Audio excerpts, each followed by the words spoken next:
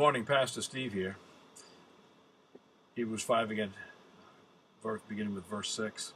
Also, he says in another place, "You are a priest forever according to the order of Melchizedek, who in the days of his flesh, when he had offered up prayers and supplications with vehement cries and tears to him who was able to save him from death, and was heard because of his godly fear, though he were a son, yet he learned obedience by the things which he suffered.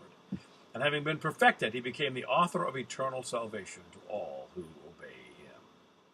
A priest forever.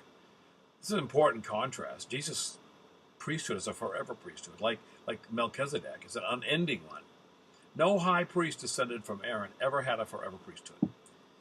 Also, it says when he had offered up prayers and supplications with vehement cries, when that drags me right into the Garden of Gethsemane in Matthew 26 and Luke 22. It proved there that he had a struggle going on with the hardness, the difficulty of obedience, and yet he perfectly obeyed. This kind of answers the question, how can this glorious enthroned Jesus know what I'm going through down here? He knows. He knows. Obedience was not always a cakewalk for Jesus.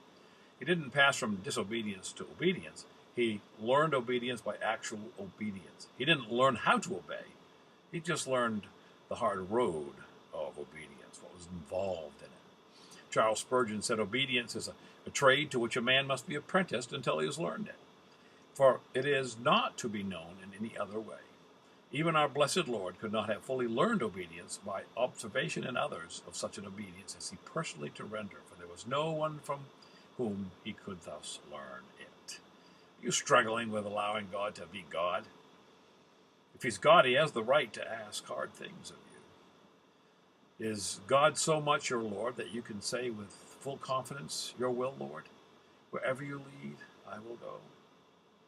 Ponder that, Pastor Steve.